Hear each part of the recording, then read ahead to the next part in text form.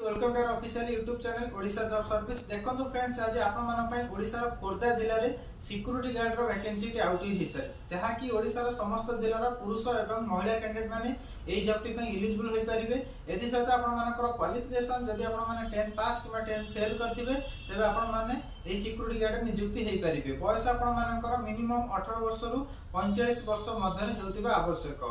Duty time आपण मानकर 12 घंटा ड्यूटी प्लस 8 घंटा ड्यूटी मध्ये आपण माने परिबे। हाइट आपण मानकर मिनिमम 5 फुट 6 इंच प्लस थिबा दरकार एवं वेट आपण मानकर 60 केजी प्लस थिबा आवश्यक।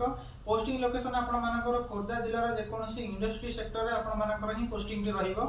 सैलरी आपण मानकर जदि आपण माने 12 घंटा ड्यूटी करछोती 14000 प्लस आपण माने पाई परिबे। जदि 8 घंटा ड्यूटी करछोती 10500 प्लस ईएसआई ईपीएफ आपण माने पाई परिबे एवं ईयरली गोटे बोनस आपण माने पाई परिबे। शेष तारीख आपण माने जुलाई शेष मास सुधा आपण माने सीधा सड़क कांटेक्ट कर परिबे। फ्री ऑफ कॉस्ट घर एवं रहिबा पई एवं खाइबा पई कैंटीन रो व्यवस्था मध्ये करा जायछि। आवश्यक document 10 pass certificate, Aadhaar card, bank passbook, police verification certificate, photo 4 copy हेले सीधा सड़क आपण माने Rasulgarh Bhubaneswar near Urmi hotel plot number 100 थिबा ऑफिशियल एड्रेस रे सीधा सड़क जोगाजोग कर परिबे। जदि किछि अधिक आपण माने जानिबा चाहउछन्ती दिया जायतिबा ऑफिशियली कांटेक्ट नंबर रे सीधा सड़क जोगाजोग कर परिबे।